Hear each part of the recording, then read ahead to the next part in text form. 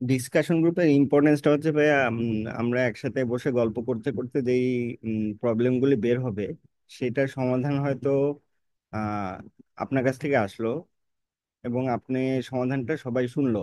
আমরা সবাই হয়তো ভুল করলাম।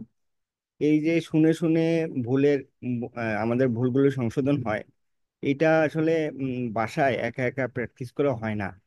প্রবলেম যেটা আর কি, আপনি একা একা যখন প্র্যাকটিস করতে যাবেন কোনো একটা সিনারিও বা কোনো একটা প্রবলেম, তখন দেখা যাবে ওটার ব্যাখ্যা পড়ে পড়ে মানে কেন ভুল হইলো এটা বের করাটা একটু সময় সাপেক্ষ, প্লাস হচ্ছে আমাদের একটু বেশি কনসেন্ট্রেশন দিতে হয়। আর হ্যাঁ, হ্যাঁ। আমরা যে স্টেজে আছি আমাদের আম, এখন হয়তো কনসেন্ট্রেশন দেওয়া। আবার একা একা ফোকাসও বেশিক্ষণ ধরে রাখা যায় না আসলে এখন। ওকে, সেটা বুঝতে পারছি ভাই, এই জন্যই বেসিক্যালি হচ্ছে একসাথে বসা, একসাথে বসলে আহ আপনি একটা জিনিস বললেন ওটা আমার মাথায় ঢুকলো, নাফিন আপুর মাথায় ঢুকলো, আমরা সবাই চিন্তা করলাম যে না আপনার পার্সপেক্টিভটা ঠিক আছে। তো ওইভাবেই আমরা আমাদের কনফিউশন গুলি ক্লিয়ার করব, আমাদের গাইডলাইন গুলি ক্লিয়ার করব, প্লাস হচ্ছে আমরা সামনে আগাবো। মানে একজনের ভুল একজন না ধরলে তিনজন মিলে ধরবে আর কি। তো এই এইভাবে ডিসকাশনটা চালিয়ে আমরা আসলে আমাদের সিলেবাসটা কভার করব। এটার মেইন পয়েন্ট অফ ভিউ হচ্ছে আপনি জি ভাই। আপনার জায়গা থেকে একটা কনফিডেন্স আসবে যে না আমি যেই পয়েন্টগুলোতে ভুল করতাম সেগুলো মোটামুটি এখন ক্লিয়ার হচ্ছে। আর একটা জিনিস হচ্ছে ভাইয়া, মানে আমি একটু আপনাদের সবার কাছ থেকে এক্সপেকটেশন গুলি শুনতে চাচ্ছিলাম যে আপনি আসলে টাইম লাইন, যেমন আপুর একটা টাইম লাইন থাকতে পারে, আশফাক ভাই আপনার একটা টাইম লাইন থাকতে পারে যে না আমি let's say April May June July পর্যন্ত ও দেখবো, দেখার পরে কনফিডেন্স আসলে লেটস সে আমি নভেম্বরে পরীক্ষা দিব, বা এরকম কোনো টাইম লাইন আপু ভাইয়া আপনাদের আছে কিনা, একটু আপনাদের কাছ থেকে যদি শুনি।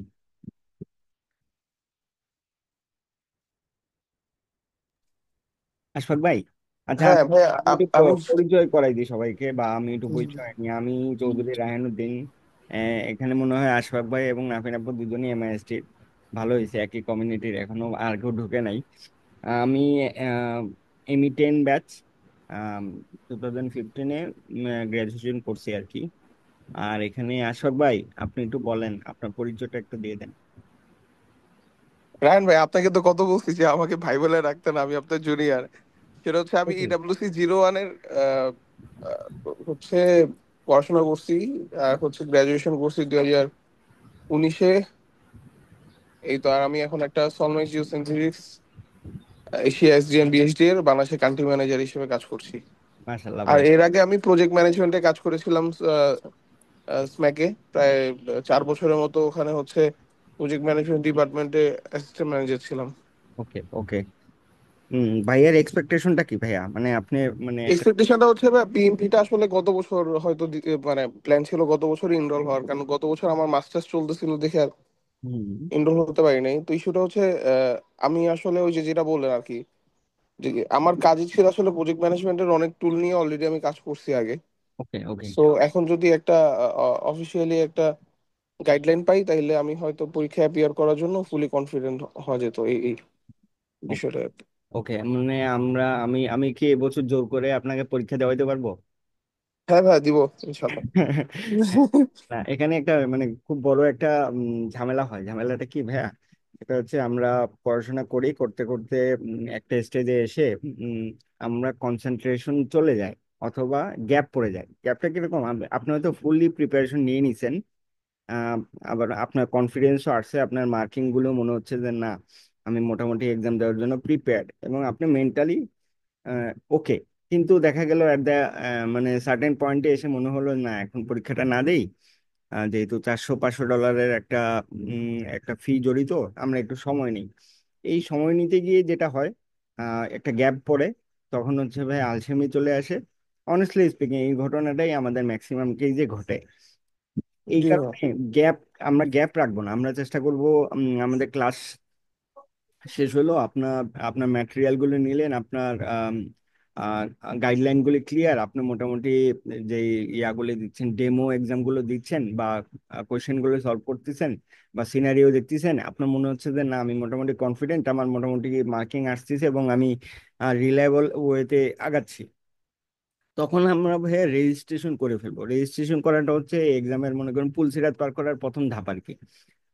আপনি যখন রেজিস্ট্রেশন করে ফেলবেন আপনার মধ্যে ওই ইয়াটা চলে আসবে, যেটা আমরা এক্সামের আগে করি আর কি, পিএল চলে আসছে, পরীক্ষা দিতে হবে, পড়তে হবে, পাশ করতে হবে, ওইরকম একটা ঘটনা চলে আসবে ভাইয়া। রেজিস্ট্রেশনটা করলে, রেজিস্ট্রেশন করার পরে 1 বছর আমরা সময় তো পাই। 1 বছরের মধ্যে যে কোনো সময় পরীক্ষা দিতে হয়। তো আমরা রেজিস্ট্রেশন পর্যন্ত ইনশাল্লাহ আগাবো। আহ মানে আশা করি কোনো প্রবলেম হবে না আর কি। নাফিন আপু, একটু যদি আপনার আহ পরিচয়টা দিতেন, আমরা একটু কানেক্টেড হয়ে যাই আজকে সবার সাথে। আমি নাফিন শাওন, আমি সিএসসি 14 এর। আমি বর্তমানে আছি এসকে ফার্মাসিউটিক্যালসে, ওখানের এমএস ডিপার্টমেন্টে। ওকে আপু, আপুর এক্সপেকটেশনটা আমি যদি একটু বলতেন। আমার এক্সপেকটেশন বলতে আহ, আমার প্রিপারেশন কমপ্লিট হলেই এক্সামটা দেওয়ার ইচ্ছা বেসিক্যালি। ওকে ওকে। ওয়েট করলে হয় না, যেটা আপনি বলছেন আসলে এটা হয়। হুম। আচ্ছা, প্রিপারেশন বলতে এক্ষেত্রে আম, আপু তো মনে হয় প্রজেক্টের একটু মানে অল্প অল্প বেশি কিছু টুলস ব্যবহার বা আসলে প্রজেক্টে আপনাকে ইনভলভ করা হয়েছে তো এসকেএফএল, তাই না? জি। ওকে ওকে। সাইম ভাই, কেমন আছেন? আসসালামু আলাইকুম ভাইয়া, কেমন আছেন? আলহামদুলিল্লাহ। সাইম ভাই, সাইম হচ্ছে আমার পুরনো স্টুডেন্ট। সাইম বেশ অবিডিয়েন্ট, বেশ চঞ্চল এবং আমার মানে খুব ফেভারিট একজন স্টুডেন্ট। তো এবার সে পরীক্ষা দিবে ইনশাল্লাহ, দেখা যাক। সাইম ভাই, একটু পরিচয় দিয়ে দাও তোমার। যে আমি আমি হচ্ছে এমডি সায়েম। আমি বর্তমানে কর্মরত আছি জামালপুরে একটা 100 মেগাওয়াট সোলার পাওয়ার প্ল্যান্টে। এর আগে আমি আরো 4টা সোলার পাওয়ার প্ল্যান্ট করছি, এটা সহ 5 নাম্বার চলে। তো যেহেতু প্রজেক্টের সাথে জড়িত, অনেকদিন ধরে ভাইয়ের সাথে কানেক্টেড। পিএমপি দিব দিব, তো দিছিও, একবার ফেল করছি। ঠিক আছে, কিন্তু ছাড়ি নাই, আবার দিব ইনশাল্লাহ, হয়তো খুব তাড়াতাড়ি। ফেল করছো ব্যাপারটা না, আমার মনে না, হয়েছে। আমি একটু ফ্র্যাঙ্কলি বলে দিলাম আসলে আমার না কথাটা। না, ফেল না, এটা হচ্ছে ভাই আমি বলি এখানে আসলে আমাদের পিএমপির আউটলাইন সায়েম এখন সবচেয়ে ভালো বুঝো, কারণ হচ্ছে পিএমপি তে মুখস্থ তো কিছু আর আসলে তেমন ছিল না। না। যেটা ছিল আমাদের হচ্ছে কনসেপ্ট ক্লিয়ার করা, যে আমাকে যে গাইডলাইন গুলি দিচ্ছে আমি গাইডলাইন গুলি বুঝতেছি কিনা এবং আমার কনসেপ্ট গুলি ক্লিয়ার হচ্ছে কিনা। এখানে এক একটা প্রত্যেকটা রিয়েল লাইফ সিনারিওতে আমাদেরকে ফালানো হয়, আমাদেরকে কোশ্চেন করা হয় অ্যাজ এ প্রজেক্ট ম্যানেজার, আপনি এটার সলিউশন কিভাবে দিবেন। আম, আপনি হয়তো একটা প্রজেক্টে আছেন, আপনি একটা কনফ্লিক্টে পড়ছেন আপনার ভেন্ডরের সাথে, আপনি কিভাবে সলভ করবেন। তো এগুলি অ্যাকচুয়ালি আমরা ফেস করি। আমরা আমরা জব লাইফে গিয়ে আমরা পিপল ফেস করি, আমরা প্রসেস ফেস করি, আমরা বিজনেস একদম ফেস করি, আমরা তিনটা জিনিসই ফেস করে আমরা একটা ইন্ডাস্ট্রিতে কেউ রান করায়, কেউ রান করে, বা কেউ এটার পার্ট হয়ে থাকে আর কি। তো এইখানে ভাই হ্যাঁ, আমাদের আম, সায়েম ভাই তো মনে হয় প্রসেসে মার্কিং কমার্স ছিল বা বিলয়, প্রসেসে, হ্যাঁ। তাই না? প্রসেস। প্রসেসে, হ্যাঁ। এখন ডিটেলে যদি আসি, আম, সায়েম ভাই আমি একটু একটু ডিটেল আলাপ করি ভাইদেরকে একটু অবশ্যই অবশ্যই অবশ্যই। পুরোটা ক্লিয়ার করার জন্য। পিএমপি এক্সামটা অনেকটা চেঞ্জ হয়ে গেছে 2021 সালের পরে আর কি। 2021 সালের আগ পর্যন্ত পুরো জিনিসটাই ছিল প্রেডিক্টিভ ভাবে আগানো আর কি। পিএম বক নামে একটা বই ছিল, একটা বইয়ের উপরে ফান্ডামেন্টালি টোটাল সিলেবাসটা কাভার হতো এবং সেখান থেকে মোটামুটি আসলে আপনার এক্সামের কোশ্চেন গুলো আসতো আর কি। 21 সালের পরে পিএমআই তাদের গাইডলাইনে বা তাদের প্রসেসে অনেক কিছু মডিফিকেশন করছে। অ্যাজাইল বা হাইব্রিড কনসেপ্টগুলি 21 সালের পরে ইন্ট্রোডিউস করার চেষ্টা করছে পিএমআই। এটা করতো না সাধারণত, যেটা করার যে কারণটা হয়েছে অ্যাজাইল ফ্রেমওয়ার্কটা বা হাইব্রিড কালচারটা বাংলাদেশে না পুরো ওয়ার্ল্ডে তখন বেশ ভালোভাবে আসলে কাজ করা শুরু করছে আর কি। কোভিড এর পর পর সবাই একটু মানে রিমোটলি কাজ করা শুরু করছে, সবাই একটু প্রেশার নিয়ে কাজ করা শুরু করছে। ইভেন দেখা গেছে যে সবার একটু তাড়াতাড়ি ভ্যালু ডেলিভারি করার দরকার হয়ে গেছে, বা আমরা একটু বেশি ফাস্ট হয়ে গেছি, যেটা আসলে আগে ছিলাম না। আগে হয়তো আমরা সবাই প্রজেক্ট করে আসছি প্রেডিক্টিভ ওয়েতে, যে ঠিক আছে একটা 5 তলা বিল্ডিং করব, 1 তলা কমপ্লিট করব, 2 তলা কমপ্লিট করব, 3 তলা করব, এইভাবে 5 তলা কমপ্লিট করার পরে ডেভেলপার বিল্ডিং হ্যান্ড ওভার করতে আগে। এখন হয়তো আসলে ওইরকম হয় না। এখন যেটা হয়, আমার যে স্টেক হোল্ডার সে হয়তো চায় না আমি 1 তলা ডেলিভার, 1 তলা রেডি হয়েছে আমাকে 1 তলা ডেলিভার করে দেন, আমি ভাড়া দিয়ে দিব। তার মানে 5 তলা ডেলিভারি করতে আমার যদি 5 মাস লাগতো, 1 তলা যদি 1 মাসে হয়, আমি কিন্তু 4 মাস আগে এখান থেকে ভ্যালু গেইন করা শুরু করলাম। তো এগুলি কিন্তু অ্যাডভান্টেজ, মানে যে অ্যাডভান্টেজ গুলো এখন মানুষ নেওয়ার চেষ্টা করে, সবাই একটু কোপ আপ করার চেষ্টা করে। তো এই আর্লি ভ্যালু ডেলিভারির জন্য অথবা আর্লি বেনিফিট অ্যানালাইসিস করার জন্য বা আর্লি জিনিসগুলোকে আমি কনজিউম করার জন্য মানুষ এখন আসলে শুধু প্রেডিক্টিভের উপরে ডিপেন্ডেন্ট না, প্রেডিক্টিভের সাথে সাথে আরো অনেকগুলো কনসেপ্টকে ইন্ট্রোডিউস করাইছে যেগুলো আসলে এর আগেও পপুলার ছিল। যেমন অ্যাজাইল বা হাইব্রিড যদি বলি, অ্যাজাইল কনসেপ্টটা আইটি ফ্রেমওয়ার্কে, এই যে নাফিন আপু হয়তো অল্প হলেও অ্যাজাইল সম্পর্কে জানেন কিনা আমি শিওর না, বাট অ্যাজাইল কনসেপ্টটা কিন্তু আইটি জগতে খুবই ফেমাস। এই যে ফ্রেমওয়ার্ক, এটা একটা ফ্রেমওয়ার্ক যেটা নিয়ে আইটি খুব কাজ করে আর কি। আপু কি শুনেছেন কিনা অ্যাজাইল সম্পর্কে কিছু? জি ভাই, শুনেছি, কিন্তু আমাদের এটা ওভাবে ইউজ হয় না। আচ্ছা আচ্ছা। এটা বেসিক্যালি সফটওয়্যার ইন্ডাস্ট্রি ইউজ করে খুব তাড়াতাড়ি ভ্যালু ডেলিভারি করার জন্য, র্যাপিডলি জিনিসপত্র মডিফিকেশন করার জন্য। এই খুব ভালো একটা কনসেপ্ট। তো যখন দেখলো যে আসলে শুধুমাত্র যদি প্রেডিক্টিভ অ্যাপ্রোচে থাকে, তো তখন পিএমআই এর সার্টিফিকেশনের ভ্যালু কমে যাচ্ছে। কারণ সে ওয়ার্ল্ডের বাকি সার্টিফিকেশন বা স্ট্যান্ডার্ড গুলো যেগুলি প্রজেক্ট রিলেটেড, সেটার সাথে কম্পিট করতে পারতেছে না। তখন সে কি করলো, তার সিলেবাসে মডিফিকেশন আনলো। আমরা আসলে এই জিনিসটাকে খুবই অ্যাপ্রিসিয়েট করি। পিএমআই ওয়ার্ল্ড ওয়াইড রিকগনাইজ হওয়ার এই একটাই কারণ, যখন কোনো কিছু চেঞ্জ আসে ওয়ার্ল্ড ওয়াইড, ওই চেঞ্জটাকে একসেপ্ট করার জন্য পিএমআইও তার সিলেবাস মডিফিকেশন করে এবং আউটলাইন এমন ভাবে সাজায় যেটা আপনাকে ওয়ার্ল্ড ওয়াইড স্ট্যান্ডার্ডের সাথে ম্যাচ করানোর জন্য আহ, আপনাকে মানে একদম ইকুয়াল করে রাখে আর কি। এই কারণে পিএমআই সার্টিফিকেশন প্রজেক্ট রিলেটেড যখন বলি, তখন এই সার্টিফিকেশনটা আপনার আপনি ওয়ার্ল্ড ওয়াইড নাম্বার ওয়ানই বলতে পারেন আর কি। পিএমআই ওয়ার্ল্ড ওয়াইড রিকগনাইজড, ওয়ার্ল্ডের ম্যাক্সিমাম কান্ট্রি এটাকে রিকগনাইজ করে। প্লাস হচ্ছে এটার ইকুইভ্যালেন্ট অনেকগুলো এক্সাম আছে, যেমন প্রিন্স টু আছে যেটা ইউকে তে বা ইউরোপের কিছু সাইডে হয়তো পপুলার, সেটা আবার ইউএসএ তে পপুলার না।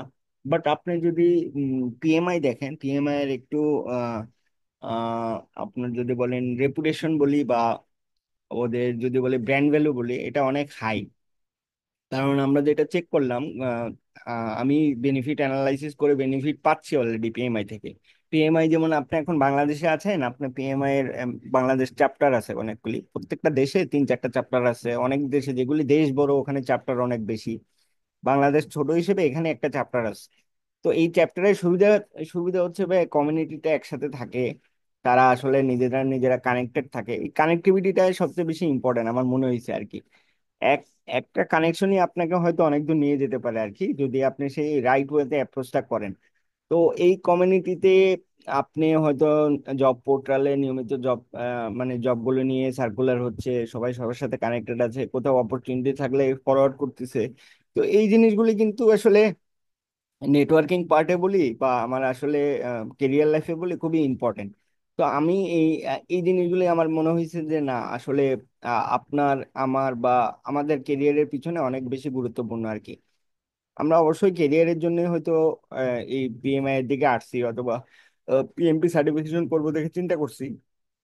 তো এই কেরিয়ারের ব্যাকএন্ডে আপনি যদি এরকম একটা ফোরাম পান যেখানে বেশ রিনাউন্ড কিছু অর্গানাইজেশনের টপ লেভেলের পজিশনের লোকগুলো এই সার্টিফিকেশন করা আছে অলরেডি, এবং তারা তাদের স্থানে যোগ্য লোক লাগলে পিএমআই থেকে যারা আসতেছে বা পিএমপি সার্টিফিকেশন করা যারা আছে তাদেরকে প্রাধান্য দিচ্ছে, তাদেরকে ফার্স্টে অ্যাপ্রোচ করতেছে, এই জিনিসগুলি পজিটিভলি দেখা হয়।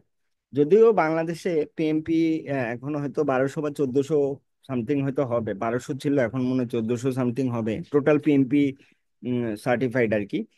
তার মধ্যে ম্যাক্সিমামই আইটি ব্যাকগ্রাউন্ডের, আইটিতে এটা খুবই পপুলার, এবং বাংলাদেশে আইটিতে পিএমপি এখন বেশ রিনাউন একটা সার্টিফিকেশন। হয়তো সিভিল বা অন্য ডিপার্টমেন্টগুলি ওভাবে হয়তো রিকগনাইজড এখনো হয় নাই। তারপরেও আমার আমার চোখে পড়ছে ইদানিং সার্কুলার বলতে আমার চোখে পড়ে শান্তা, তারপরে আপনার সেভেন রিং, তারপর যদি বলি আপনার কনফিডেন্স, বিভিন্ন বড় বড় গ্রুপে পিএমও অফিস করার চেষ্টা করতেছে, এবং সেক্ষেত্রে তারা পিএমপি সার্টিফাইড লোকজনকে প্রেফার্ড করতেছে যে এই সার্টিফিকেশনটা থাকলে তাকে আমরা অগ্রাধিকার দিব। তো এটা হয়তো ultimately at the end of the day আপনার কেরিয়ারের সাথে ম্যাচ করে আগাবে। কিন্তু একটা জায়গায় আমরা মোটামুটি কনফার্ম যে পিএমপি করার জন্য আমাদের ব্যাকগ্রাউন্ড কোনো ম্যাটার করে না। যেমন এই যে আপু আছেন সিএসসি ব্যাকগ্রাউন্ডের, আশফাক ভাই ইডাব্লিউসি এর আছেন, সায়েম ভাই আছেন ইলেকট্রিক্যাল ইঞ্জিনিয়ার, আমি বাই প্রফেশন একজন মেকানিক্যাল ইঞ্জিনিয়ার। তো এখানে মেটার না করার যে কারণটা হচ্ছে, project management is about managing your project. It's not about doing the project by yourself. তো এখানে যখন আমরা প্রজেক্ট করি, আমাদের একটা টিম থাকে, আমাদের একটা ম্যানেজমেন্ট থাকে, আমাদের রিসোর্স থাকে, আমাদের অনেক কিছু থাকে, যেটা নিয়ে আলটিমেটলি আমরা প্রজেক্টটা করি। তো এইখানে অ্যাজ এ প্রজেক্ট ম্যানেজার আপনার দায়িত্ব থাকে ম্যানেজ করা।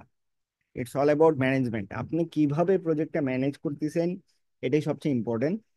আর প্রজেক্টের স্পেসিফিক কাজ করার জন্য, স্পেসিফিক পারপাস সলভ করার জন্য, এক একটা টাস্কের জন্য হয়তো আপনার এক একজন মেম্বার অ্যাসাইন করা থাকে। লেটস সে নাফিন আপু একটা আইটি এমআইএস ডিপার্টমেন্টে আছেন, এমআইএস ডিপার্টমেন্টের হয়তো লেটস সে 10 জনের একটা টিম আছে। And নাফিন আপুর কাজ হবে যদি উনি প্রজেক্ট ম্যানেজার হয়, ওই 10 জনের টিমটাকে ঠিকমতো কোঅর্ডিনেট করে টিমটাকে রান করা, অথবা ঠিকমতো কোঅর্ডিনেট করে নতুন একটা প্রজেক্ট রান করা। এই প্রজেক্ট ম্যানেজমেন্টের এই পার্সপেক্টিভ থেকে চিন্তা করলে আপনার এটার সাথে অনেক কিছু একসাথে ইন্টারলিঙ্কড আর কি, কানেক্টেড। যেমন আপনি একটা অর্গানাইজেশনের দুইটা পার্ট, একটা হচ্ছে অপারেশনাল পার্ট আর একটা হচ্ছে প্রজেক্ট পার্ট। যদি একদম সিম্পল বেসিসে চিন্তা করি, operation it's like day to day job, আমরা প্রত্যেকদিন যেই কাজটা রিপিটেশন করি এটাই অপারেশন। আর যে কাজটা নতুন কিছু করে ভ্যালু এডিশন করার চেষ্টা করি সেটাই প্রজেক্ট, সেটা ছোট হোক আর বড় হোক। তো দেখা যাবে এই প্রজেক্ট ম্যানেজমেন্টের টুলস টেকনিক গুলি কাজে লাগিয়ে আমরা আমাদের ডেইলি অপারেশন গুলো মানে খুব ভালো একটা ভাবে আহ, মানে আমি যদি বলি, আমরা যদি এই জিনিসটা অ্যাকোয়ার করি, আমরা যদি নিজের লাইফে ইমপ্লিমেন্ট করা শুরু করি, তখন দেখা যাবে আপু বা ভাইয়া, আমরা যে নিজেরা প্রজেক্ট করি, আমাদের নিজেদের প্রজেক্ট, অথবা আমরা নিজেরা যদি চাকরি করি, আমাদের নিজেদের চাকরিতে এই টুলস গুলা বেশ ভালো একটা বেনিফিট দিবে। মনে হবে না আমি আগে হয়তো যে প্রজেক্টটা সুন্দরভাবে ম্যানেজ করতাম, এখন তার থেকেও সুন্দরভাবে ম্যানেজ করতে পারবো। কারণ এইখানে আপনাকে নতুন কিছু শেখাবে তা না। নাফিন আপুর অলরেডি 4 বছর বা 5 বছর, না আমি ভুল বললাম, 6 বছর মনে হয় এক্সপিরিয়েন্স হয়েছে না আপু? জি ভাই। 6 বছর এক্সপিরিয়েন্স হয়েছে, 6 বছরে উনি অন্তত একটা বা দুইটা অর্গানাইজেশনের কালচার সম্পর্কে জানছেন, এবং তার একটা ওয়ে অফ অ্যাপ্রোচ আছে যেটা নিয়ে উনি কাজ করেন। সো লিডারশিপ স্টাইল এক একজনেরটা এক এক বেসিসে কাজ করে, এটা ম্যান টু ম্যান ভ্যারি করে। তো আমরা অলরেডি 6 বছর কাজ করে আসছে, আমরা জানি কিভাবে প্রজেক্ট চালাতে হয়, কিন্তু জাস্ট এখানে যখন গাইডলাইনটা আপনার উপরে এসে ইমপ্লিমেন্ট হবে, আপনি তখন দেখবেন না আমি হয়তো দুইটা টাস্ক প্যারালালি করতাম, যেটা হয়তো একটার আগে একটা করলে খুব ভালো হতো, অথবা দুইটা টাস্ক একটার পরে একটা করতাম, সেটা না করে একটার আগে আরেকটা করলে ভালো হতো। আপনি এই জিনিসগুলো নিজে উপলব্ধি করতে পারবেন যখন আমরা এই এই পিএমআই কন্টেন্ট গুলোর উপর দিয়ে যাব। তো আপনার ফান্ডামেন্টাল নলেজের উপরে এটা যেই জিনিসটা ইমপ্লিমেন্ট করবে সেটা হচ্ছে, অ্যাজ এ প্রজেক্ট ম্যানেজার আপনি যেখানে ছিলেন আপনি সেখানেই থাকবেন, but as a project manager আপনি যেইভাবে প্রজেক্টটা রান করতেন সেটাতে ইমপ্লিমেন্টেশন আসবে, এবং সেটাতে ইফেক্টিভনেস বাড়বে। মানে আমরা এই জিনিসগুলি হয়তো অনেক দিন ধরে প্র্যাকটিস করে আসতেছি, নিজের জানি বা অজান্তেই করে আসতেছি, যেটা আমরা মনে করছি এটা ট্রেডিশনাল রুলস, এভাবে প্রজেক্ট চলে করে আসতেছি। বাট আমরা যখন গাইডলাইন গুলি দেখবো তখন আপনি রিলেট করতে পারবেন যে না, ও আচ্ছা, প্রজেক্ট আমি এটা এইভাবে করছিলাম, এটা রিলেটেবল আমার প্রজেক্টের সাথে। এই এই জিনিসগুলো আমরা যখন উপলব্ধি করব, তখন আপনি মানে পিএমআই এর কন্টেন্ট গুলো তখন আপনি অলরেডি অ্যাকনলেজ করা শুরু করে দিবেন, এরকম আর কি। তো এইখানে নতুন কোনো কিছু আপনাকে শেখানো হবে না, নতুন কোনো কনসেপ্ট আপনার মধ্যে ঢুকানো হবে না। আপনি সবই জানেন, এখানে যা আমরা করতেছি প্রত্যেকটাই আপনার ডে টু ডে অপারেশন গুলি বা নতুন প্রজেক্টের কোনো না কোনো সময় ফেস করে আসছেন অথবা করবেন। সেই জিনিসগুলি একটা গোছানো ওয়েতে অ্যাপ্রোচ করা, এবং দিন শেষে আপনার প্রজেক্ট ম্যানেজার, আপনার ডিসিশনটাই ইম্পর্টেন্ট। এখানে একটা জিনিস চিন্তা করতে হবে, পিএমআই আপনাকে গাইডলাইনে ফেলে দেওয়ার পরেও কিন্তু আপনাকে জিজ্ঞেস করবে আপনি অ্যাজ এ প্রজেক্ট ম্যানেজার এখন কি করবেন এই সিচুয়েশনে। তো এই সিচুয়েশন বেস কোশ্চেন গুলো সলভ করার সময় আপনি ফার্স্টে ধরে নিবেন আমি একজন project manager, so my decision is the final decision. তো ওখানে আপনার লজিক্যাল রিজনিং তো করবই, সাথে আপনি অলরেডি যেই প্রসেসে একটা প্রজেক্ট চালান, সেই প্রসেস থেকেই ফার্স্টে চিন্তা করবেন যে আমি আমি তো প্রজেক্ট ম্যানেজার হিসেবে আছি এখানে অনেকদিন। এই ধরনের ঘটনা ঘটলে আমি এইভাবে সলভ করতাম, ঠিক আছে। আমি আসলে ম্যানেজমেন্টের সাথে বসতাম, বা আমি হয়তো মেল কমিউনিকেশন ক্রিয়েট করতাম, বা আমি হয়তো ভেন্ডরকে এভাবে বুঝিয়ে করতাম। আপনার ওইটাই ফার্স্ট প্রায়োরিটি থাকবে। আমি নতুন কোনো কিছু ইম্পোজ করব না, কিন্তু আপনি যখন গাইডলাইনে পড়বেন তখনই আপনার মাথায় আসবে যে আচ্ছা আমি তো এইভাবেই করতাম, বাট এখানে এই প্রসেসটা না করে ওই প্রসেসটা ফলো করলে ভালো হয়, বা এইভাবে কথা না বলে ওইভাবে কমিউনিকেশন করলে ভালো হয়। ইটস অল অ্যাবাউট মানে কমিউনিকেশন আর কি। তো দেখা যাবে আহ, আমাদের মাঝখানে কনফ্লিক্ট ক্রিয়েট হইলে আমরা একভাবে সলভ করতাম, পিএমআই আমাদেরকে একভাবে সলভ করার জন্য বলতেছে। ওর গাইডলাইন যে 100% সবসময় মানতে হবে তা না, কিন্তু মানলে আমাদের মনে হবে আমরা একটা কারেক্ট ওয়েতে আছি। এই যে গাইডলাইন গুলো ক্রিয়েট হয় আপু, এটা আপনার আমার মতো প্রজেক্ট ম্যানেজার যারা আছে বা এই লাইনে প্রফেশনাল যারা আছে এরাই। পিএমআই যে এডিশন গুলো আনে, 6 এডিশন, এখন 7th এডিশন চলতেছে, এই এডিশন গুলিতে যে টপিক গুলো ইনক্লুড হয় এগুলি আমাদের মতো প্রজেক্ট ম্যানেজাররা ইনক্লুড করে। ওয়ার্ল্ড ওয়াইড আমাদের মতো অনেক প্রফেশনাল লোকজন আছে যারা পিএমআই অর্গানাইজেশনের সাথে জড়িত। তারাই ফিল করে যে না, আমাদের প্রজেক্টে এই জায়গাটায় গ্যাপ আছে, আমরা এই জিনিসটা ইনস্টিটিউশনের মাধ্যমে বা একটা ফর্মাল অ্যাপ্রোচের মাধ্যমে সবার কাছে পৌঁছে দিতে চাই। 6টা আহ, যে পেমবোকের 6টা এডিশন বের হলো, প্রত্যেকটা এইভাবে ডেভেলপ হয়েছে আর কি। কারেকশন হয়েছে, ডেভেলপ হয়েছে, মোটিভেটেড হয়েছে, ইমপ্লিমেন্ট হয়েছে। তো ওই 7th এডিশনে এসেও এখন কিন্তু এটা থেমে নেই আপু। আমরাও আগাবো, আগাইতে আগাইতে দেখা যাবে আরো একটা এডিশন আসবে, তখন আরো নতুন নতুন অ্যাপ্রোচ এই আসবে। বছরে আসবে, এই হ্যাঁ, বছরে।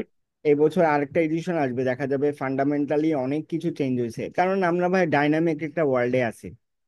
আমাদের ডাইনামিক্স খুব র্যাপিডলি চেঞ্জ হচ্ছে। হয়তো আমার মনে হচ্ছে নতুন এডিশনে এআই ইমপ্লিমেন্টেশনে কিছু জিনিসপত্র ইনক্লুড করা হবে, কারণ এআই ইজ দ্য ফিউচার আমার মনে হচ্ছে আর কি। তো দেখা যাবে প্যাটার্নই চেঞ্জ হয়ে গেছে, বা কোয়েশ্চেন প্যাটার্নই চেঞ্জ হয়ে গেছে, অথবা সিনারিও গুলো চেঞ্জ হয়ে গেছে, হতে পারে। বাট এখন পর্যন্ত আমরা যে স্টেজে আছি সেখানে 7th এডিশন পর্যন্ত আমরা আসছি, এবং এগুলো হয়তো হোপফুলি আরো চেঞ্জ হবে। তো আমরা আমাদের নলেজটাকে আপডেটেড রাখার চেষ্টা করি। আমরা আহ, চেষ্টা করি যে বর্তমানে আহ, কোন অর্গানাইজেশন বা কি টাইপের অর্গানাইজেশন কোন ধরনের আম, আপনার প্রজেক্ট ম্যানেজমেন্ট অ্যাপ্রোচটা ফলো করে সেটা বুঝা। বা আমি প্রজেক্ট ম্যানেজমেন্টের সম্পর্কে পিএমআই এর কোর্স করলাম, সব কিছুর আহ, একটু জেনারেল নলেজ নিয়ে নিলাম, সব কি আমি ইমপ্লিমেন্ট করতে পারবো? না, সেটা আমি পারবো না। আমার প্রজেক্টে প্রকিউরমেন্ট থাকতেও পারে, নাও থাকতে পারে। তো অ্যাজ এ প্রজেক্ট ম্যানেজার আমি আমার যে প্রজেক্ট, সেটার জন্য আমার যে নলেজ সেটাকে আমি টেইলরিং করে নিব, যে আমার কতটুক দরকার আমি ওটুক নিব। আমার কাছে বিশাল বড় গাইডলাইন আছে, আমার পুরা গাইডলাইন হয়তো কোনো প্রজেক্টেই কাজে লাগবে না, বাট আবার লাগতেও পারে। যদি আমি মেগা স্কেলের project, let's say $10 billion, $20 billion project, সেখানে আমি আমার সব ধরনের টুলস টেকনিক কাজে লাগাতে পারবো। দেখা যাবে ছোট পরিসরে নাফিন আপু বা আশরাফ ভাই এখন যে টিম চালায় বা এখন যে অর্গানাইজেশনে কাজ করে, সেখানে হয়তো তাকে তার পুরো টিমের সব দায়িত্ব তাকে দিয়ে দেওয়া হয় নাই, তাকে কিছুটা রেসপন্সিবিলিটি দেওয়া হয়েছে। তো উনি যখন প্রজেক্ট ম্যানেজমেন্টের পুরো নলেজটা একসাথে রাখবেন, তখন উনি সুবিধা মতো, আচ্ছা ঠিক আছে, আমার এখন এই টুলসটা দরকার, আমি এখন এই টুলসটা ব্যবহার করতে পারি, বা আমার এখন এই জিনিসটা দরকার, আমি এতটুকু পিএমআই এর গাইডলাইন অনুযায়ী করতে পারি, করে দেখি না কি হয়। তো দেখা যাবে এইভাবেই টেইলরিং করে আমরা আমাদের প্রজেক্টে কাজে লাগাবো। তো এটাই ব্যাপারটা এরকম না, পুরোটাই ইমপ্লিমেন্ট আপনি আমি কোনো জায়গায় করতে পারতেছি এখনই, বাট যেটা করতে পারতেছি সেটা হচ্ছে আমি জানতেছি যে আমার প্রজেক্টটা এইভাবে রান করলে আমি হয়তো একটু ইফেক্টিভলি রান করতে পারবো, এবং আগে যেভাবে কমফোর্টেবল হয়ে কাজ করতাম এখন হয়তো কমফোর্ট জোনটা আরো বেশি পারবে। তো এটাই হচ্ছে ইম্পর্টেন্সটা আর কি। এখন একটু সিলেবাস সম্পর্কে যদি বলি, এই 21 সালে চেঞ্জ হওয়ার পরে অ্যাজাইল বা হাইব্রিড কালচারটা ইনক্লুড হইলো, যেটা পিএমআই ইনক্লুড করলো।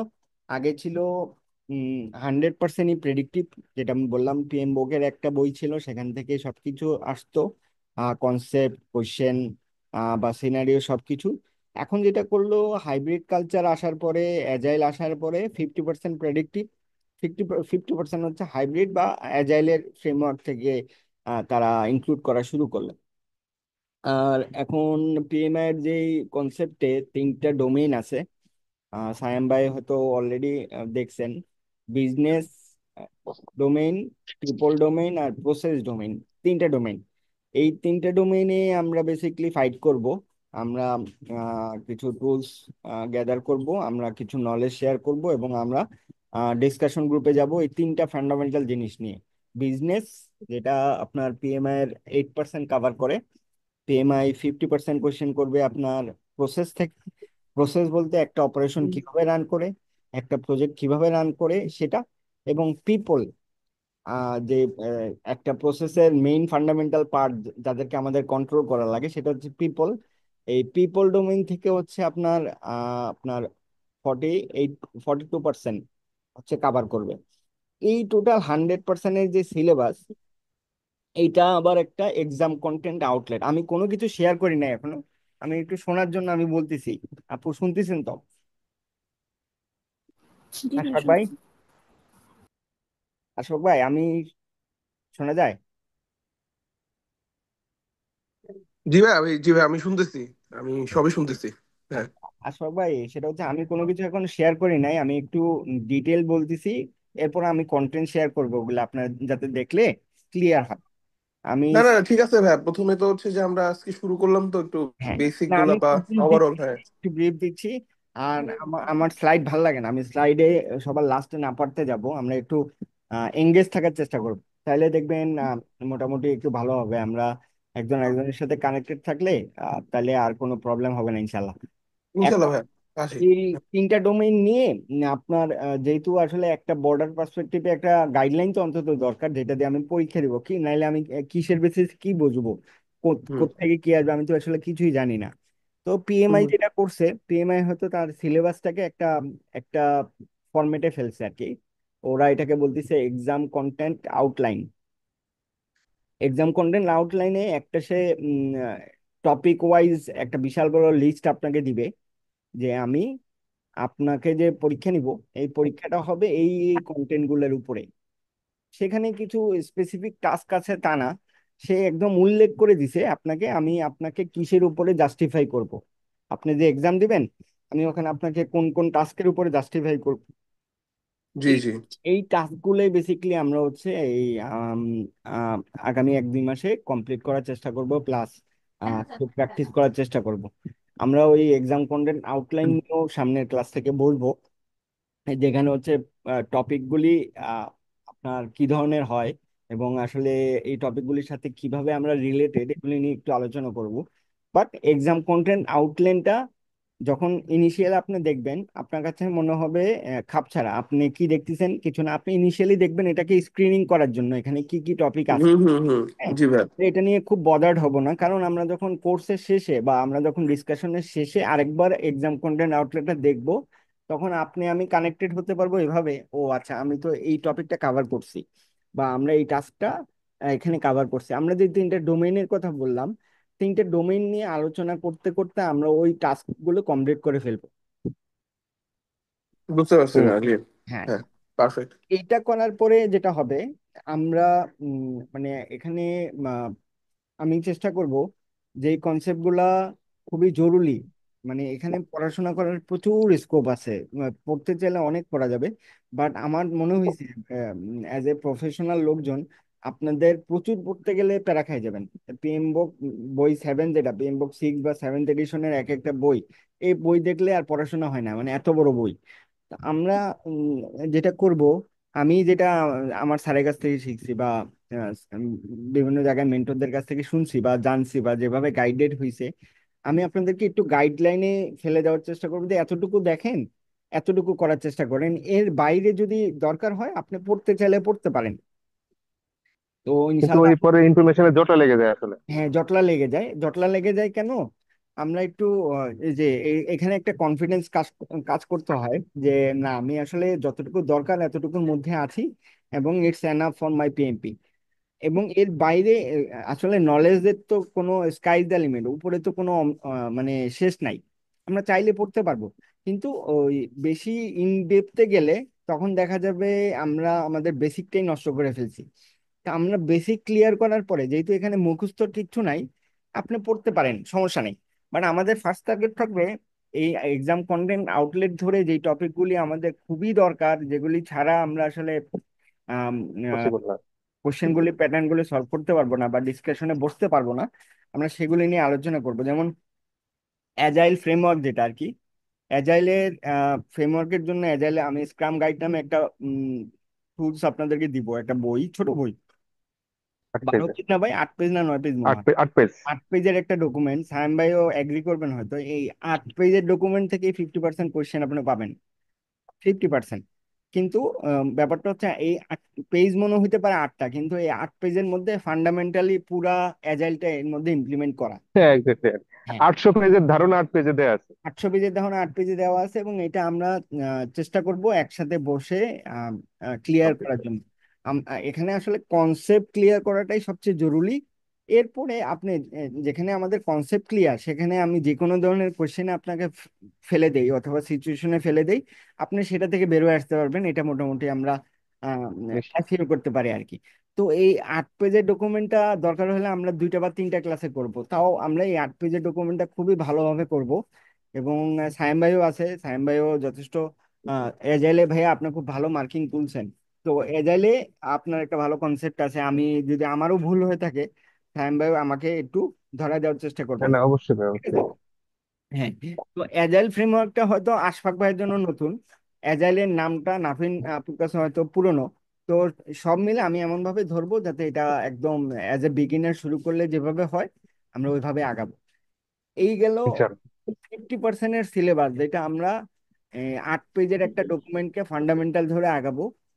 এর বাকি যেই আর হচ্ছে ভাই, ওই যে সাপোর্টিং টুল হিসেবে তাহলে বইটাও বলে দেন, ওই যে এপিজি যেটা আর কি। হ্যাঁ, হ্যাঁ, হ্যাঁ, এদের। আমি ওটা বলতেছি ভাই। সাপোর্টিং টুলে আমি পরে যাব কিরকম, হ্যাঁ, ওকে। আমি আমি যেটা দেখছি, আমি যদি আজকে আপনাদেরকে টুলস দিয়ে দেই, বা আপনাকে আমি সব ধরনের বই একসাথে দিয়ে দিলাম, আপনি বুঝছি ভাই। সব ঘাটাঘাটি করবেন কিন্তু কোনোটা আগাবে না, না, বুঝছেন? হ্যাঁ, বুঝছি বুঝছি ভাই। মিসগাইডেড করব না। আমরা একটা একটা করে যাব, যতটুকু করলাম অতটুকুই কমপ্লিট করব। এইটা বলতে পারেন যে আমাদের ওই পিএল হওয়ার আগে 14 সপ্তাহ পড়াশোনা, এরপরে আমরা পরীক্ষা পরীক্ষা দিতে বসবো এরকম। তো গাইডলাইন অনুযায়ী আমরা যেটুক পড়বো ওটুক নিয়ে আগাবো। আপনাকে সাগরে ফেলে দেওয়ার আমার কোনো ইন্টেনশন নাই আর কি। তারপর আমি পুরো গাইডলাইনটা চেষ্টা করবো যে এমন ভাবে দেওয়ার যাতে যদি কারো দরকার হয় এক্সট্রা, যাতে এক্সট্রা ফ্যাসিলিটিও সে ওখান থেকে গেইন করতে পারে। তো এইভাবে ভাই আমরা ডিসকাশন গ্রুপে যখন আমাদের অ্যাজাইল বা হাইব্রিডটা কাভার হবে, এরপরে আমরা প্রেডিক্টিভের জিনিসগুলো নিয়ে আলোচনা করব, যেটা আমরা প্রত্যেকটা ইন্ডাস্ট্রিতে কমন। আশফাক ভাই এডিশনাল ওয়েতে এখন যেভাবে প্রজেক্ট চালাচ্ছেন সেটাকে একটা গাইডলাইনে রাখা। নাফিন আপু হচ্ছে তার প্রজেক্টে হয়তো প্রেডিক্টিভ অ্যাপ্রোচ ফলো করে আসতেছেন, হয়তো আমরা নাম জানি না, বা আমরা হয়তো এটাকে এরকম নাম ধরে ডাকি নাই আর কি।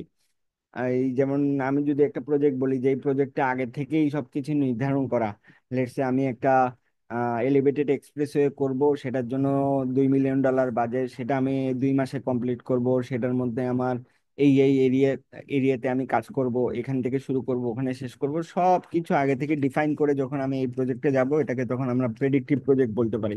যে আমি জানি কখন শুরু হবে, কখন শেষ হবে, কখন হ্যান্ড ওভার হবে, কখন গাড়ি চলা শুরু শুরু হবে। তো প্রেডিক্টিভ ইটসেলফ মানে সেলফ এক্সপ্লেনেটরি, ও নিজেই বলতে পারে যে এটা কেন প্রেডিক্টিভ। তো আমরা আসলে প্রেডিক্টিভে পড়বো। প্রেডিক্টিভে জোর কম দেই কেন, প্রেডিক্টিভ সম্পর্কে উম, ধারণা সবার মোটামুটি একটু আছে। তারপরেও যদি কারো কোনো কনসেপ্টে ঝামেলা থাকে আমরা চেষ্টা করবো সলভ করার জন্য। বাট আমাদের মেইন প্রবলেমটা হয় বা মেইন ফোকাসটা নষ্ট হয় হচ্ছে ভাই প্রসেসে। সায়েম ভাই অলরেডি এটা সাফার করতেছে, একবার করে আসছে। আপনি খুবই কনফিডেন্ট ছিলেন, তারপরেও অল্প কিছু মার্কের জন্য হয়তো আপনার এই প্রসেস থেকে ছুটে গেছে। প্রসেসটা খুবই ডাইনামিক, এবং আমি কঠিন বলবো না, আমি বলবো যে বেশ কমপ্লেক্স। কমপ্লেক্স একটা সিচুয়েশন কেন, process itself is a complex term. একটা প্রসেসে অনেক কিছু ইনভলভ, একটা প্রসেসে টাকার ইনভলভমেন্ট আছে, একটা প্রসেসে সময়ের ইনভলভমেন্ট আছে, একটা প্রসেসে কোয়ালিটির মানে ইম্পর্টেন্স আছে, একটা প্রসেসে একজন প্রজেক্ট ম্যানেজারের ডিসিশনে ইনভলভ আছে। এখন এক এক সিচুয়েশনে আমাদেরকে এক এক ভাবে বিহেভ করতে হয়। তো আমরা যদি একদম গাইডলাইনে,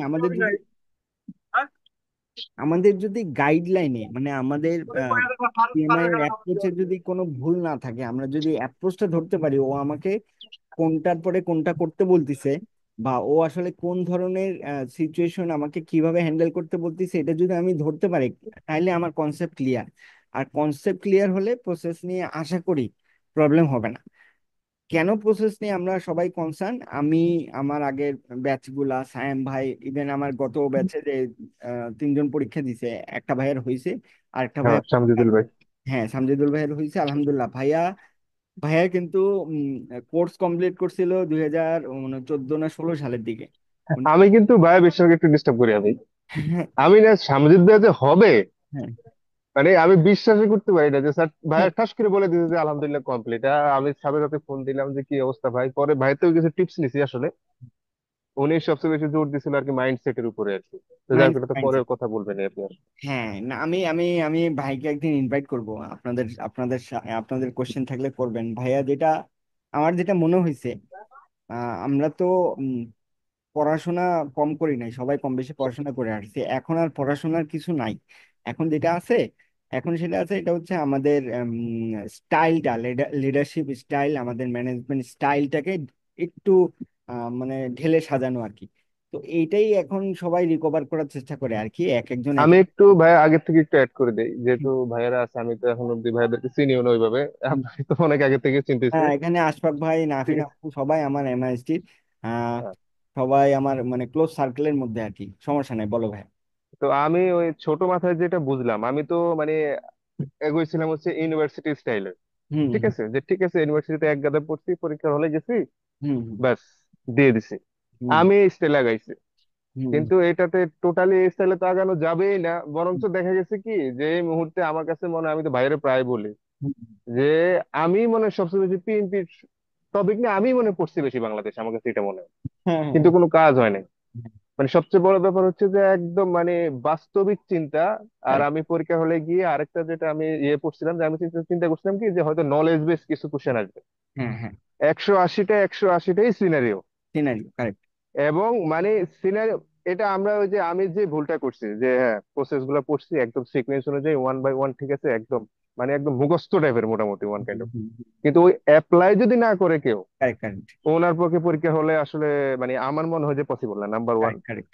নাম্বার টু হচ্ছে যে মাইন্ড সেটের ব্যাপার, যে যেমন ফর এক্সাম্পল কোয়ালিটি নিয়ে একটা কোশ্চেন আসছে, আমরা শুধু কোয়ালিটি নিয়ে চিন্তা করছি, কিন্তু না, এর সাথে যে আরো যে জড়িত কস্ট আছে, স্কোপ আছে, রিসোর্স কারেক্ট, আছে, কারেক্ট। সব জিনিস নিয়ে চিন্তা করে আগানো লাগবে আর কি। হ্যাঁ, হ্যাঁ, হ্যাঁ, হ্যাঁ। এটাই তো এটা হচ্ছে এটাই সবচেয়ে বড় এটাই এটাই ইম্পর্টেন্ট। হচ্ছে পিএমআই আসলে ম্যাজিক এখানেই। আপনাকে আমি প্রিপেয়ার করছি as a project manager, so you are about to manage everything. It's not about হ্যাঁ, cost, it's not about quality, it's about total package. তা আপনি হয়তো কোয়ালিটি পার্সপেক্টিভে চিন্তা করে একটা জিনিসের অ্যাপ্রুভাল দিয়ে দিলেন, সেটা দেখা গেল প্রোডাকশনে হ্যাম্পার হলো, সেটা দেখা গেল ইমপ্লিমেন্টেশনে হ্যাম্পার হলো, অথবা কোনো একটা টিমের লস হলো। তো এটাই আপনাকে ইউনিভার্সাল ডাইমেনশনে নেওয়ার জন্যই আসলে পিএমআই গাইডলাইনগুলি ক্রিয়েট করছে।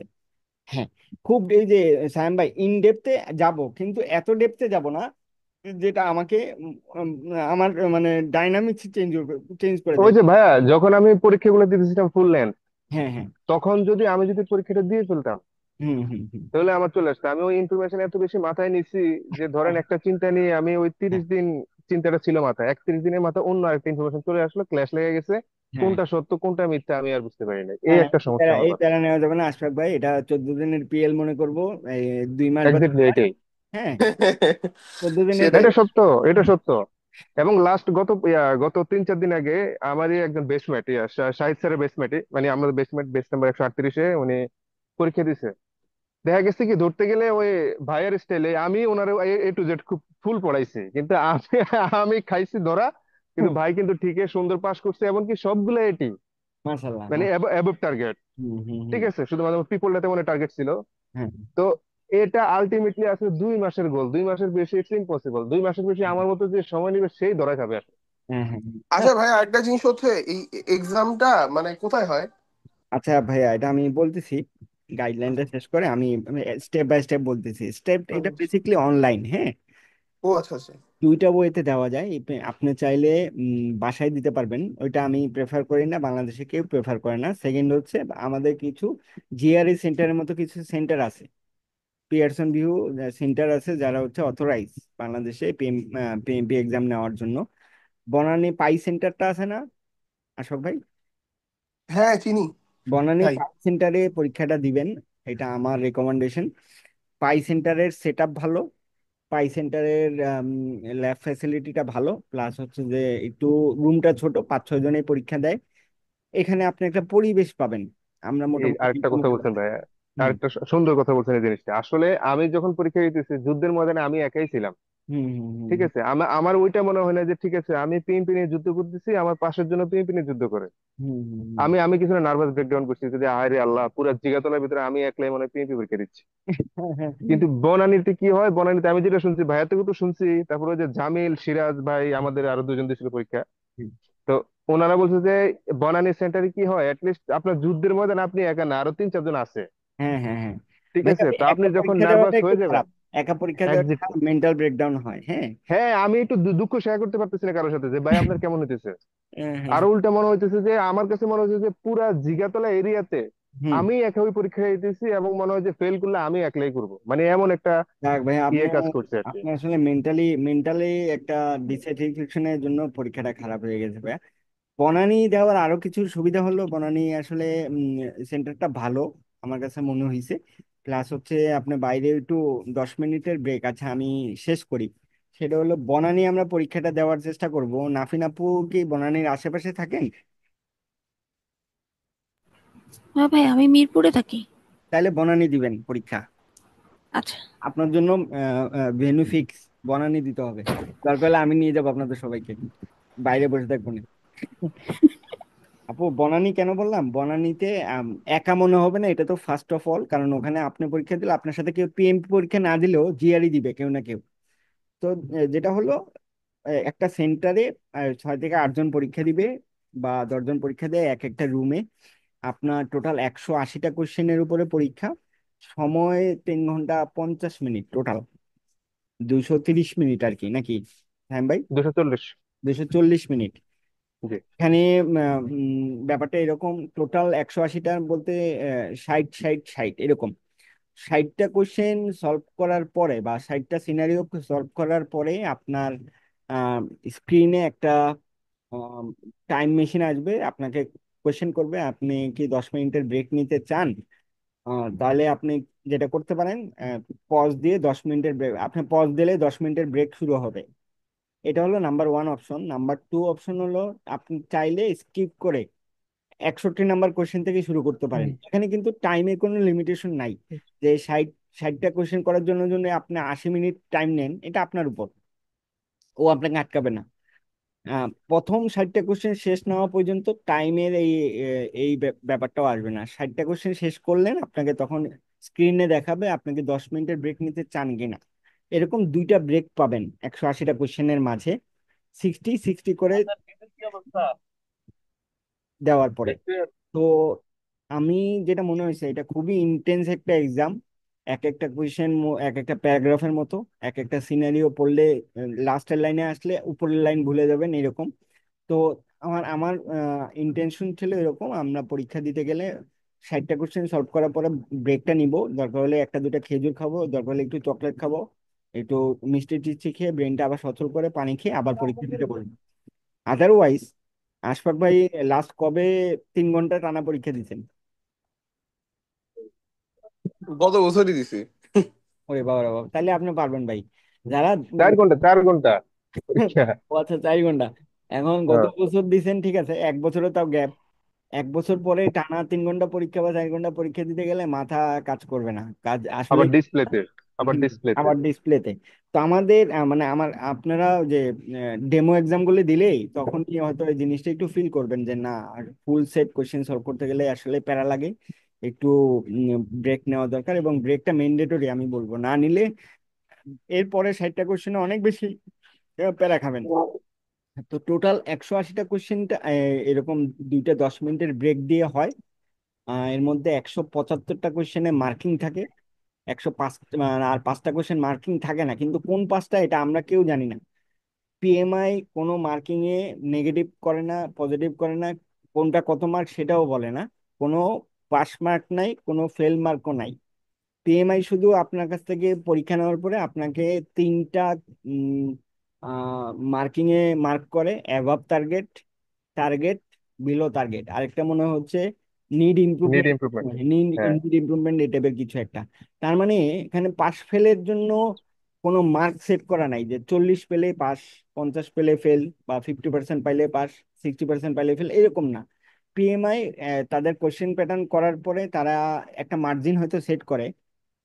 এক এক সময় এক একটা হইতে পারে, আমরা কেউ এটা সম্পর্কে এখন অবগত না, কিন্তু শহীদ স্যার বা যারা মার্কেটে যারা অথরাইজ ইনস্ট্রাক্টর আছে, যারা অনেক দিন ধরে প্র্যাকটিস করতেছেন, তাদের কাছ থেকে যেটা শুনছি, এক্সাম হল, পিএমআই এর গাইডলাইন অনুযায়ী বিভিন্ন জায়গায় আমরা যখন সিনারিও সলভ করে করে আগাবো, তখন যদি দেখি আমরা 60 to 70% মার্কিং আসতেছে, টাইম লাইন ঠিক আছে আমাদের, আমরা প্যাটার্ন গুলি ধরতে পারতেছি, আমাদের কনসেপ্ট ক্লিয়ার, তখন আমাদের পরীক্ষায় বসা উচিত।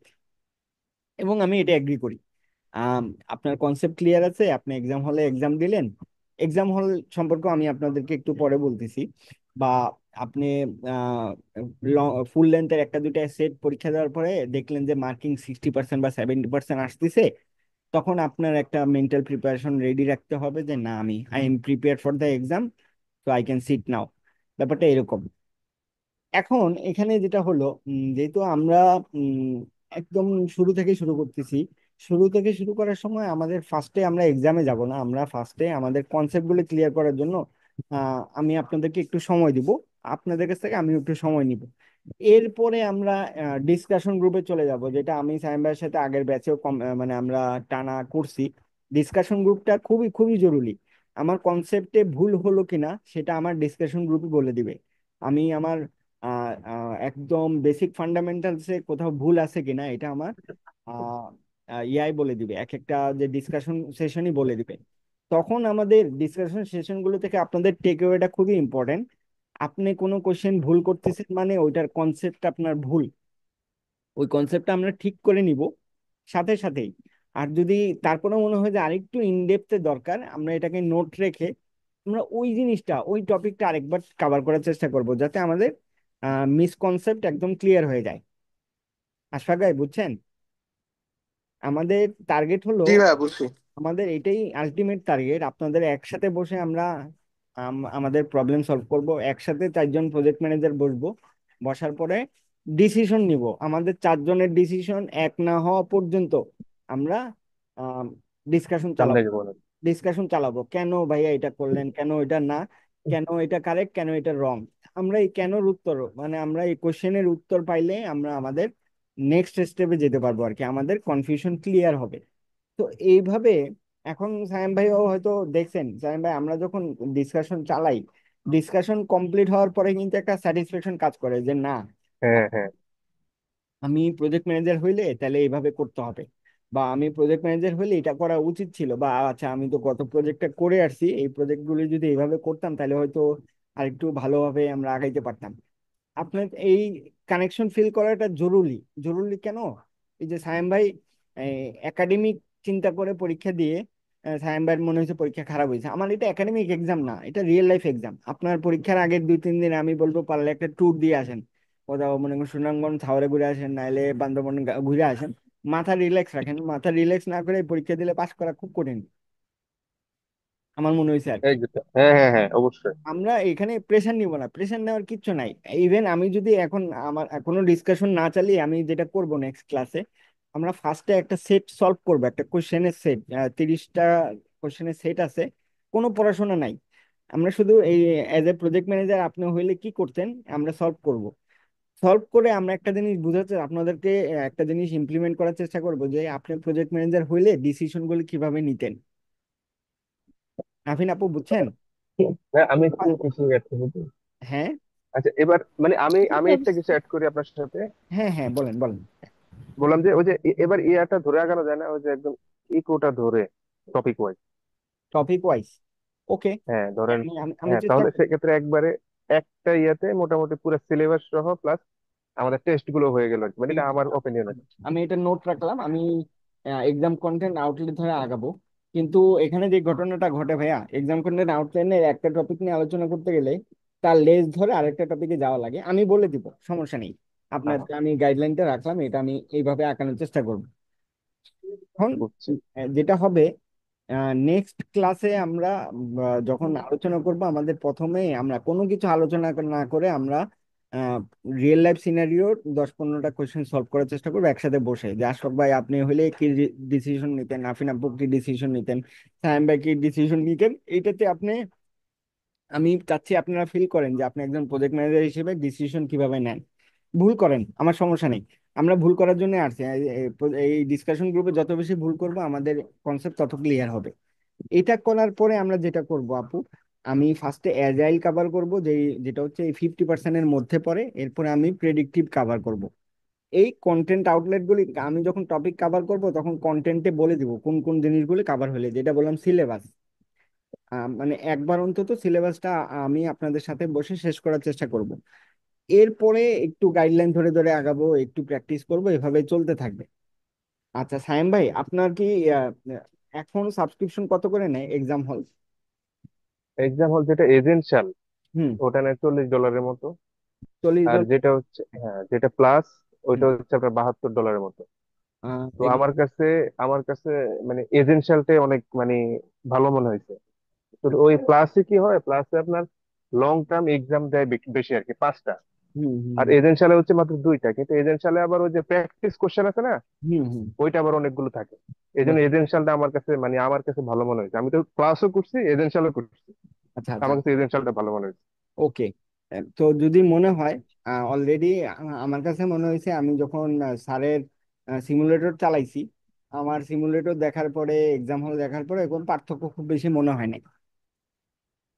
তারের সিমুলেশনটা হচ্ছে কি ভাই, ওই যে নলেজ ভিত্তিক বেশি বেসিক। Correct correct correct. আর ওই এজেন্সিয়ালটা মানে পিএম স্টেডিয়ামটা হচ্ছে কি মানে, যেহেতু ওরাই মা আবার ওরাই বাবা, ঠিক আছে। হ্যাঁ হ্যাঁ হ্যাঁ হ্যাঁ। তো তো মা তো সন্তানদের ভালো বুঝবে আর কি। তো খুব পিএমপি স্বাভাবিক। ওদের পরীক্ষা, হুম। এজেন্সিয়াল ওরা এবার ভালো মানে সায়েম ভাই, কোশ্চেন এবার ভালো। যেটা করব সেটা হচ্ছে, আমরা আমরা ডিসকাশন গ্রুপের একটা স্টেজে গিয়ে আমরা গ্রুপে আমরা একটা সাবস্ক্রিপশন কিনবো, ঠিক আছে? এক্স্যাক্টলি, এটা দরকার। হ্যাঁ, গ্রুপে সাবস্ক্রিপশন কিনবো।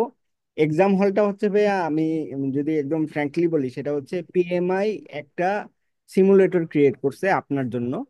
আপনি পিএমআই পরীক্ষা দিবেন। ওকে, তাহলে পিএমআই কি ধরনের কোশ্চেন করে সেটা বোঝানোর জন্য, সেটা সেটা প্র্যাকটিস করার জন্য, অথবা সেই প্ল্যাটফর্মটাকে ইউটিলাইজ করার জন্য ও নিজে একটা রেভিনিউ মডেলে একটা আপনার এক্সাম হল ক্রিয়েট করছে, যেখানে আপনি কোশ্চেন সলভ করবেন, পরীক্ষা দিবেন, নিজে নিজে মার্কিং করবেন এবং আপনি ইমপ্রুভমেন্ট করবেন।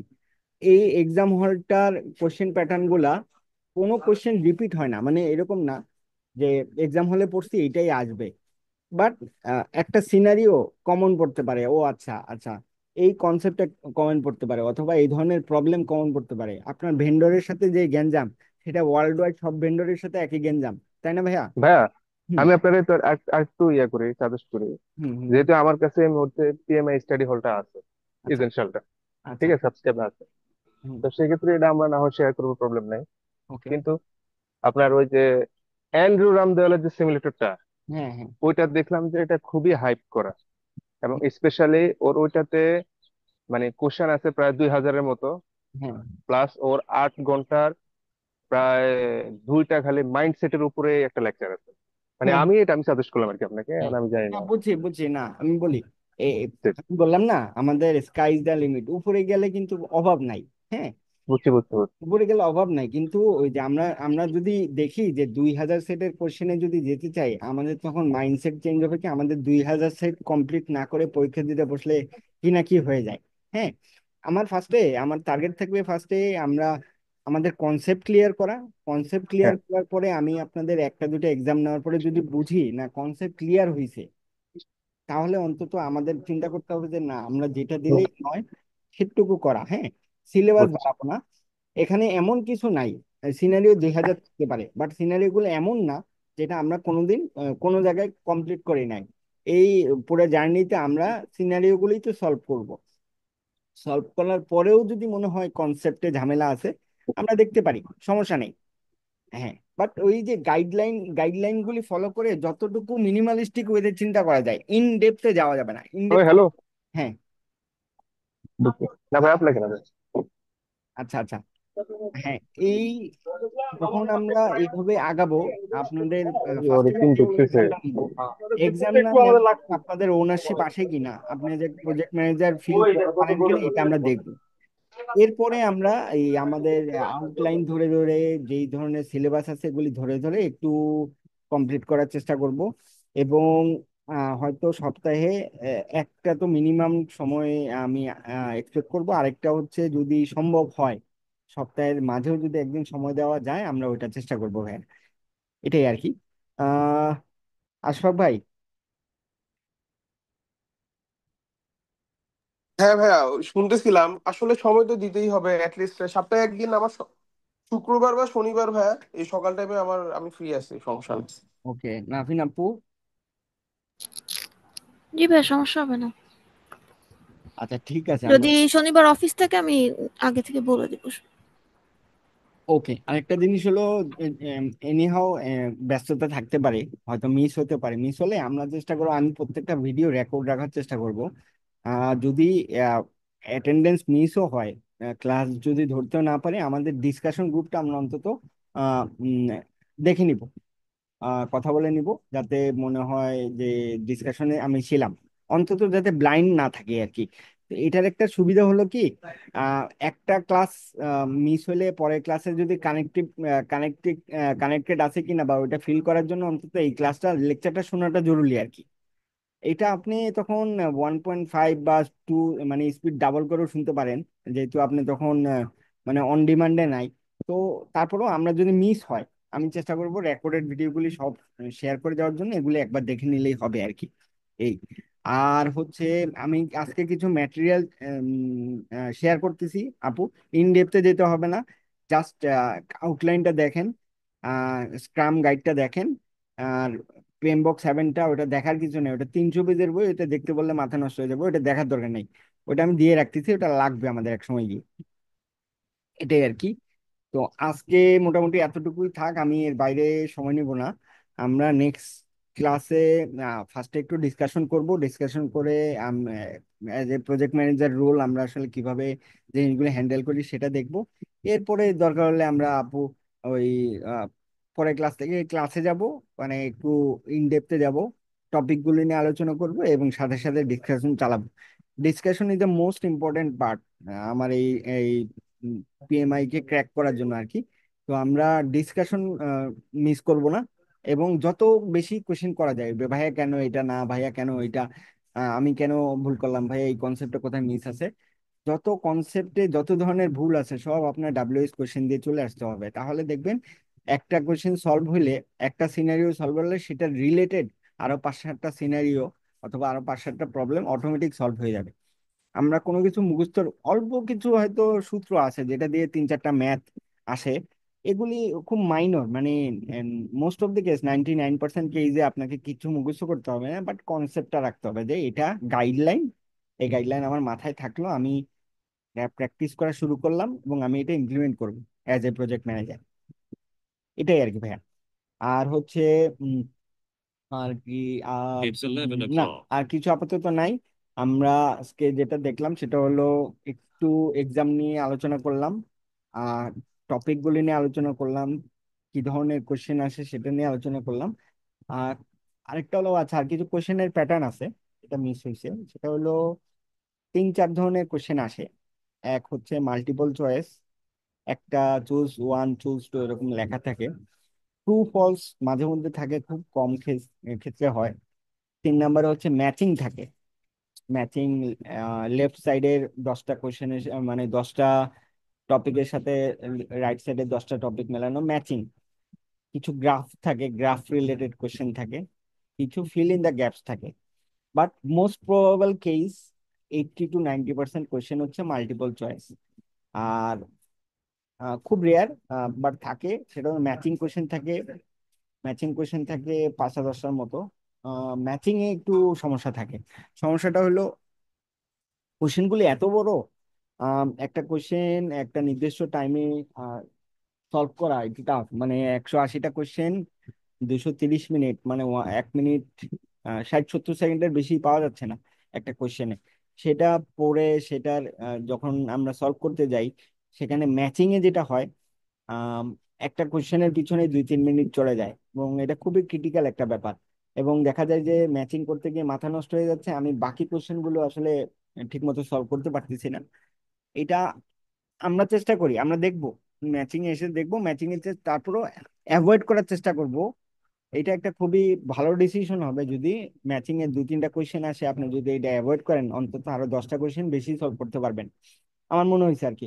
বাট কেউ যদি অনেকে যদি অনেকের আছে লাইট, কি বলে, লাইটনিং মেমোরি, একবার চোখে পড়লে আহ, মানে আর পড়া লাগে না আর কি, সেরকম যদি ফাস্ট হয় তাহলে আমার কোনো সমস্যা নেই। আমার মনে হয়েছে আর কি, আমি খুব স্ট্রাগল করছি আমার সময়, সেটা হচ্ছে আমার ম্যাচিং গুলাতে খুব সময় যাইতো। আমি পরীক্ষার হলে ম্যাচিং 3-4টা ছিল, বাদ দিয়ে দিছি। বাদ দিয়ে দেওয়ার একমাত্রই কারণ, আমি যদি ম্যাচিং 3-4টা করি, আমি হয়তো আরো 5-10টা কোয়েশ্চেন মিসিং করবো আর কি। 180টা সেটের মধ্যে 5-10টা মিস হয়ে যাবে।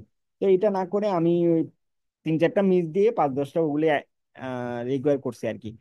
আর হলো আরেকটা টেকনিক, টুলস টেকনিক, যেটা খুব কাজে দেয় পরীক্ষার হলে। ভাইয়া লেটস সে আপনি একটা কোশ্চেনে আছেন, স্ক্রিনে কিন্তু একটা কোশ্চেনই আসে, 180টা কোশ্চেনে একটা কোশ্চেন স্ক্রিনে আসবে। কোশ্চেন পরে আপনার মনে হচ্ছে এটাতে আপনার সময় লাগবে, অথবা আপনি কনফিউজড। দুই ভাবে আগানো যায়, একটা হচ্ছে আপনার টিক মার্ক দিয়ে চলে গেলেন, টিক মার্ক দিয়ে চলে গেলেন যে এটা আমি পরে সলভ করব। আরেকটা হলো স্কিপ করে চলে গেলেন। তো আহ, যেহেতু টাইমিংটা এখানে খুবই ক্রুশিয়াল, আমাদের টার্গেট থাকে বা আমরা চেষ্টা করবো কোশ্চেন করার সময় একবারে চলে যাওয়া, মানে আমি যাতে রিপিট আসা না লাগে, রিপিট স্ক্রিনে রিপিট আনার জন্য ব্যাক ব্যাকে স্ক্রল করা, ওই কোশ্চেনে যাওয়া, এখানে সময় নষ্ট। তো যদি হয় একবারে হবে, না হলে স্কিপ করে চলে যাবেন, যাতে নেক্সট টাইম না আসা লাগে। সেটা একটু মাথায় রাখবেন, এটা খুবই ইম্পর্টেন্ট আমার মনে হয়েছে আর কি। আমি ট্যাগ করে গেলাম এই কোশ্চেনটা পরে সলভ করব, কিন্তু পরে আসলে আর হয় না, বা মাথায় থাকে না, অথবা স্ক্রল করে ব্যাকে আসতেও তো সময় লাগে। তো এটা একটু জাস্ট মাথায় রাখা আর কি, এটা আমরা কোশ্চেন সলভ করতে গেলে দেখবো, খুব জরুরি কিছু না। আর খুব একটা লাগে না, ওই যে ক্যালকুলেটর ট্যালকুলেটর থাকে, ইউজ করার দরকার হয় না খুব, এত কঠিন কোনো ম্যাথও আসে না, 3-4টা অঙ্ক আসলে আসতে পারে। সায়েম ভাই পাইছেন, ম্যাথ পাইছিলেন? ম্যাথ আসতে পারে কিছু, এটা হচ্ছে আপনার business related, cost performance index, schedule performance index, আমার প্রজেক্ট আসলে অন শিডিউল আছে কিনা, শিডিউল ডিলে হইলো কিনা, আমার আমার প্রজেক্টে এডিশনাল কস্ট লাগবে কিনা, এগুলি অ্যাজাম্পশন করার কিছু টুলস আছে আর কি, আমরা সামনে দেখবো। এগুলি নিয়ে টুকটাক কিছু ম্যাথ আছে। তো এটা একটা ফ্লোতে চলে আসলে এগুলি শেষ হয়ে যাবে, সমস্যা নাই। আর যেটা করবেন ভাইয়া, আজকে আমি 2-3টা যেই ডকুমেন্ট দিচ্ছি, এর মধ্যে শুধু স্ক্রাম গাইড, এটা আপনি জাস্ট পেপারের মতো, একটা পেপার যেভাবে পড়ে এটা একবার এইভাবে পড়ে রাখবেন, পারলে 2বার পড়েন বা 3বার পড়েন। এই স্ক্রাম গাইডটা নিয়ে আমরা নেক্সট ক্লাসে ইন ডেপথ আলোচনা করবো আর কি, যেটা নিয়ে আমাদের 50% কাভার হয়। তো স্ক্রাম গাইডটা আপনি জাস্ট পেপারের মতো পড়েন, আপনাকে কোনো কিছু মনে রাখতে হবে না। আপনি জাস্ট 1-2বার দেখেন, যাতে টার্মস গুলা মাথায় থাকে, আচ্ছা এটা এই টার্মস, এটা ওই টার্মস, অন্তত শোনা শোনা মনে হয়। তাহলে দেখা যাবে নেক্সট ক্লাস আমাদের আহ মানে রিকল করতে খুব একটা কষ্ট হবে না আর কি। আহ এতটুকুই থাক আজকে। নাফিন আপু, আশফাক ভাই, স্যাম ভাই, আজকে আরো 2-3 জন জয়েন করতে পারে নাই, কালকে হয়তো জয়েন করবেন নেক্সট ক্লাস। থ্যাংক ইউ ভাই। ওকে ভাইয়া, কোনো কোয়েশ্চেন থাকলে বলতে পারেন, আপু কোনো কোয়েশ্চেন থাকলে বলতে পারেন, সাইম ভাই। আজকে কোনো কোশ্চেন নাই আচ্ছা, ভাই, নেক্সট টাইম। ওকে, ঠিক আছে। এটা আপু এটা একটা ফান সেশন হিসেবে নেন, মানে প্রফেশনাল ওয়েতে আড্ডা দিতে বসছে, এটাই চিন্তা করেন, দরকার হলে একদিন বসে আমরা কফিও খাবো না। এটারে মনে করেন না এডিশনাল কোনো পড়াশোনা, এটা এডিশনাল কোনো লেকচার বা এডিশনাল কোনো বার্ডেন। আপনারা অলরেডি বার্ডেনের মধ্যে আছেন, 5-6 ঘন্টা ডিউটি করা লাগে, জার্নি করা লাগে, ঢাকা শহরে ট্রাফিক ফেস করা লাগে, এরপরে এসে পড়া লাগে। So don't take it as a education. মানে এটা আমরা আহ, গল্প করতে করতেই করে ফেলবো, এটা নিয়ে প্যারা নিয়েন না, এটা খুব একটা জটিল কিছু না। বাট আমরা একটু গাইডেড থাকলে হয়ে যাবে, আমরা একসাথে চেষ্টা করবো মানে খুব তাড়াতাড়ি শেষ করে ফেলার, কোনো সমস্যা নেই। ঠিক আছে, তাহলে আজকে ক্লোজ করলাম আর কি। ওকে আপু, ওকে আশফাক ভাই, সাইম ভাই, থ্যাংক ইউ, আপনি ক্লাসের কি বলে অফিসের মাঝখানে জয়েন করলেন। আল্লাহ হাফেজ। আল্লাহ হাফেজ। তাহলে নেক্সট কবে? আমি তো একটু ওই যে অন্য আমি একটা গ্রুপে ইয়েতে ছিলাম তো। গ্রুপে দেখি টাইমিংটা নিয়ে একটু আলোচনা করি গ্রুপে আমরা বসে। আমরা সম্ভবত সন্ধ্যার পরে চেষ্টা করবো আর কি, হ্যাঁ রাত, হ্যাঁ হ্যাঁ, রাতের এইটাই। টাইমটা প্রেফার্ড। তো দেখি না কি হয়। ওকে। ঠিক আছে। ওকে ওকে, সালাম। আল্লাহ হাফেজ। ওকে ভাই, আল্লাহ হাফেজ।